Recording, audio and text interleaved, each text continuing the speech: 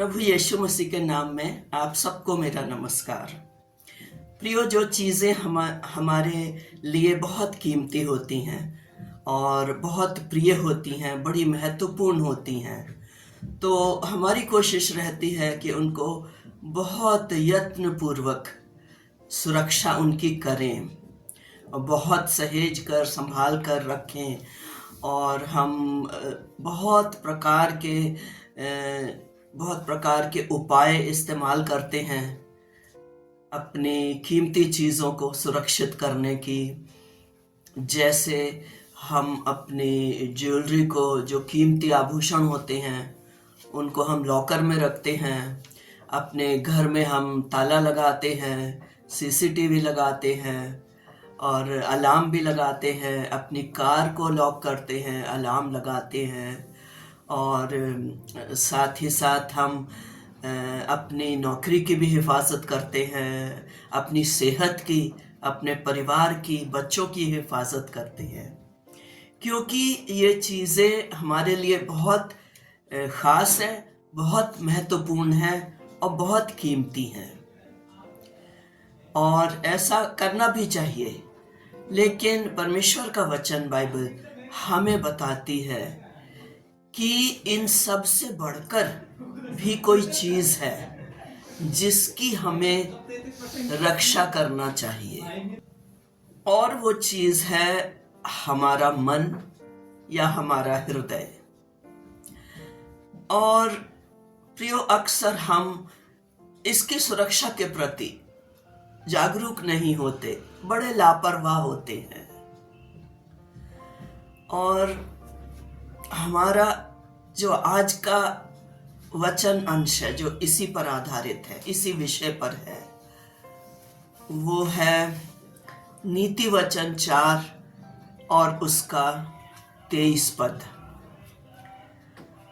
लिखा है, सबसे बढ़कर अपने मन की रक्षा कर, क्योंकि जीवन का मूल स्रोत यही है। Above all else, guard your heart, for it is the wellspring of life.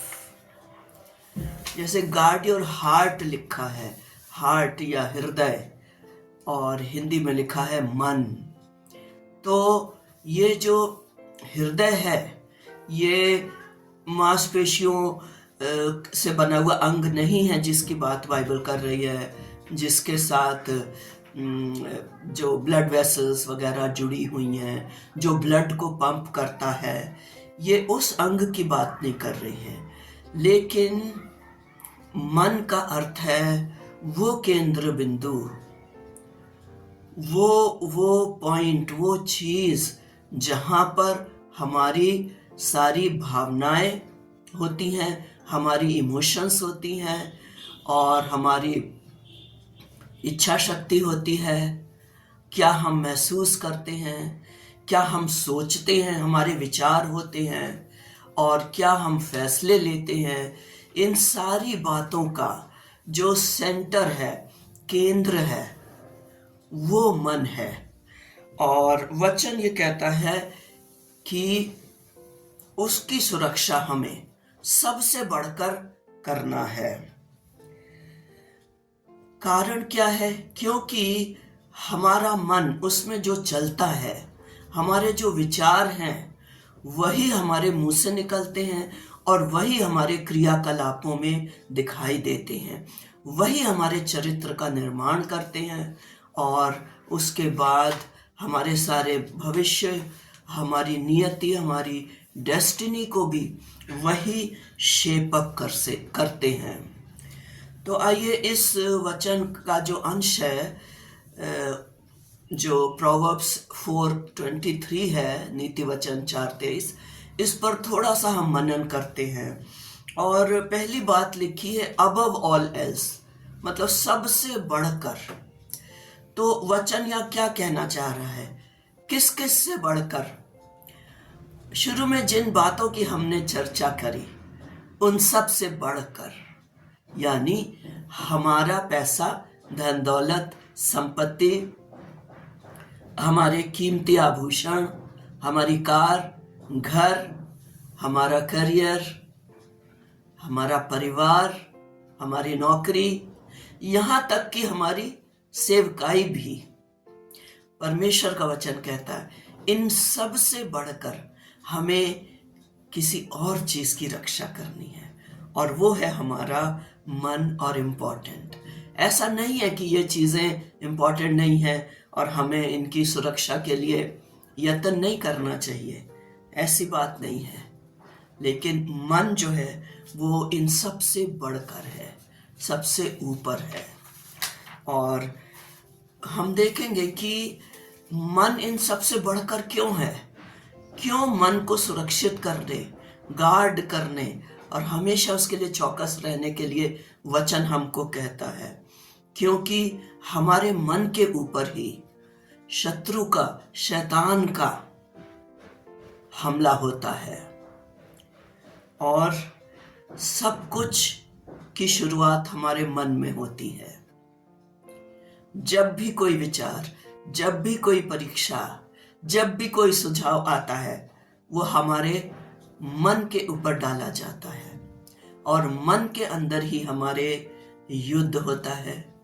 तो हम कह सकते हैं कि हमारा जो मन है वो बैटल फील्ड है, युद्ध का मैदान है। हर एक जो लड़ाई है, आत्मिक लड़ाई, वो मन के स्तर पर सबसे पहले लड़ी जाती है, और हम कह सकते हैं मन में ही जीती या हारी जाती है, और उसके बाद ही वो हमारे एक्शंस में, कार्यों में दिखाई देती है। और मन में ही अगर हम किसी चीज को या किसी व्यक्ति को अपने मन में ही परमेश्वर की जगह दे देते हैं, तो ये स्पिरिचुअल आइडोलेट्री हो जाती है, आत्मिक रीति से मूर्ति पूजा हो जाता है।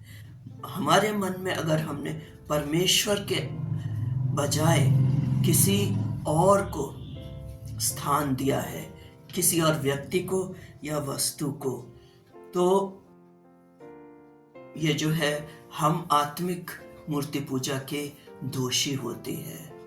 और किसी ने बहुत सही कहा है, What gets our heart gets us। जिसने हमारे मन पे कब्जा कर लिया, उसने हमारे पूरे व्यक्तित्व के ऊपर कब्जा कर लिया।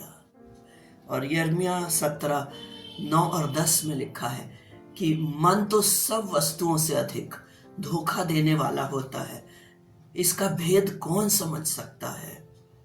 परमेश्वर यहोवा मनों को जांचता है। तो मन जो है प्रियो, बहुत ही महत्वपूर्ण चीज है, और वचन के अनुसार सबसे महत्वपूर्ण चीज है, क्योंकि इसी में से सब चीज की शुरुआत होती है। ये अगर हम अच्छा करते हैं तो इसी में इसकी शुरुआत होती है, अगर हम गलत करते हैं, पाप में पड़ जाते हैं, तो इसकी शुरुआत पहले मन के अंदर होती है। अपने कार्यों से, अपने एक्शन से, पाप करने से पहले हम मन में पाप कर चुके होते हैं, मन में हम गिर चुके होते हैं। तो सब कुछ की शुरुआत यहीं पर होती है। और आगे ये पद कहता है कि जीवन का मूल स्रोत यही है। इसका क्या अर्थ है? जैसे हमने अभी कहा कि हर चीज की शुरुआत मन से होती है। मन ही डिसाइड करता है हमारी जिंदगी का जो कोर्स है वो क्या होगा, आगे कैसे हमारी जिंदगी चलेगी। हमारी बोली मन से ही निकलती है, हमारा चरित्र का निर्माण मन में हम क्या सोचते हैं उसी से होता है, और हमारी जीवन शैली सब कुछ उसी से निर्धारित होती है। तो ये हमने देखा कि हमारा मन जो है कितना ज्यादा महत्वपूर्ण है, और कितनी अधिक हमें इसकी सुरक्षा करनी चाहिए। और इसकी सुरक्षा हम कैसे करें, ये भी हमको सीखना बहुत जरूरी है वचन के आधार पर। आइए हम देखते हैं। पहली चीज, हम क्या सुनते हैं, हम इंटेंशनली क्या क्या सुनते हैं। इसमें म्यूजिक आती है, संगीत आता है। किस प्रकार का म्यूजिक हम सुनते हैं? क्या हम आराधना का म्यूजिक सुनते हैं? क्या हम परमेश्वर का वचन सुनते हैं? क्या हम परमेश्वर को महिमा देने वाला गीत संगीत सुनते हैं, या इसके विपरीत चीजें सुनते हैं? ये चीज बहुत इंपॉर्टेंट है। दूसरी चीज है, हम किस प्रकार के लोगों को सुनते हैं। क्या हम ऐसे लोगों की बातें सुनते हैं जिनके वचन सलोने और अनुग्रह से भरे हैं, जैसा वचन कहता है? क्या हम उत्साहित करने वाले लोगों की बातें सुनते हैं? क्या हम ऐसे लोगों की सुनते हैं जिनके मुंह से परमेश्वर का वचन निकलता है, जो हमें प्रभु में बढ़ाने में मदद करता है? या हम ऐसे लोगों की सुनते हैं जो मूर्खतापूर्ण बातें करते हैं, बिना किसी मकसद के फिजूल की बातचीत करते हैं, या जो जहर में भरी हुई बातें करते हैं, अपनी कड़वाहट की बातें करते हैं और वो हमारे कानों में भी उंडेलते हैं? या हम भद्दे जोक्स को सुनते हैं? हम क्या सुनते हैं लोगों से? ये हमें बहुत ही जागरूक रहना है। और दूसरी बात है, हम क्या देखते हैं या पढ़ते हैं? हम किस प्रकार की किताबें, साहित्य पढ़ते हैं? किस प्रकार के हम वीडियोस देखते हैं, टीवी शोज देखते हैं, मूवीज देखते हैं? क्या ये चीजें हमें परमेश्वर के लिए जीने और साफ सुथरा अच्छा नैतिक जीवन जीने में मदद करती हैं? या जो चीजें हम देखते हैं वो परमेश्वर के वचन के विरोध में जाती हैं और विरोध में हमें बताती हैं? क्या चीज हम इंटेंशनली देखते हैं? ये इस विषय में हमें बहुत जागरूक रहना है। तो ये हम चर्चा कर रहे हैं कि किस प्रकार से हम अपने मन की रक्षा करें। और तीसरी बात है, हम किस प्रकार के लोगों में उठते बैठते हैं, कैसी संगति रखते हैं, कौन है हमारे दोस्त मित्र, कौन है वो लोग जिनसे हम अपने को घेर कर रखते हैं, उनके साथ चलते फिरते, खाते पीते, उठते बैठते हैं। क्या वो गॉडली लोग हैं? क्या वो परमेश्वर के भय में चलने वाले लोग हैं? क्या वो आपको प्रभु में बढ़ने के लिए अच्छा नमूना देते हैं और आपको उत्साहित करते हैं? या सांसारिक लोग हैं, सांसारिक बातें आपके ऊपर थोपते हैं और आपको प्रभु के लिए आपके जो प्रेम है उसको हल्का करने की कोशिश करते हैं, प्रभु के साथ चलने में आपको बाधा बनते हैं? किस प्रकार के लोगों के साथ आप उठते बैठते हैं? हमारी संगति बहुत इंपॉर्टेंट है। और वचन में लिखा है 1 कुरिन्थियों 15 में कि धोखा मत खाओ, बुरी संगति अच्छे चरित्र को भी बिगाड़ देती है। तो बहुत ही आवश्यक है कि हम अपने दोस्त मित्र, जो सर्कल है हमारे आसपास, उसके विषय में बहुत जागरूक हों, माइंडफुल हों और बहुत सावधानी से अपने मित्रों को चुनें। और चौथी बात है कि अपने हृदय को, अपने मन को परमेश्वर के वचन से भर लें। रोजाना, प्रतिदिन, नियमित रूप से परमेश्वर के वचन को पढ़ें ही नहीं, लेकिन उस पर मनन करें, मेडिटेट अपॉन हिज वर्ड। और ये बात परमेश्वर ने बार बार वचन में इसकी जो है कमांड दी है। और यहोशू को परमेश्वर ने कहा था, यहोशू 1:9 में, कि परमेश्वर के वचन पर दिन और रात मनन करना और इससे ना दाएं मुड़ना ना बाएं मुड़ना, तब तू सफल होगा। और भजनकार कहता है भजन 119 और 11 में कि मैंने तेरे वचन को अपने हृदय में रख छोड़ा है, मैंने वचन से दिल को भर लिया है ताकि तेरे विरुद्ध पाप ना करूं। जब पाप करने का सुझाव आएगा, वचन हमारे भीतर जो है वो हमको स्मरण दिलाएगा कि नहीं, ये गलत है, ये नहीं करना है, इस रास्ते नहीं जाना है, वो हमारे मार्ग के लिए रोशनी बन जाएगा, दीपक बन जाएगा। और फिलिपियों 4:8 कहता है, किन किन बातों पर हमें ध्यान मनन करना है और किस चीज़ के बारे में हमें सोचना है। जो बातें अच्छी हैं, जो बातें सुहावनी हैं, मनभावनी हैं, सत्य हैं, आदर के योग्य हैं, सुंदर हैं, यानी परमेश्वर का वचन, परमेश्वर को महिमा देने वाली बातें, उन पर हमें मनन और ध्यान करना है और अपना समय लगाना है। तो ये कुछ तरीके थे जिससे हम अपने मन की रक्षा कर सकते हैं, अपने हृदय को, हार्ट को गार्ड कर सकते हैं।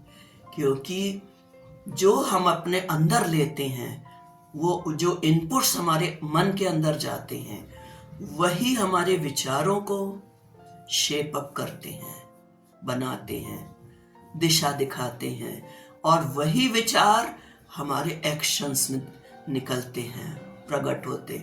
और विचार जो हैं वो एक्शंस बनते हैं, और जो चीज़ें हम रोज़ाना करते हैं वो हमारी आदतें बन जाती हैं, वही हमारा चरित्र बन जाता है, और वही आगे चलकर हमारी नियति को निर्धारित करता है।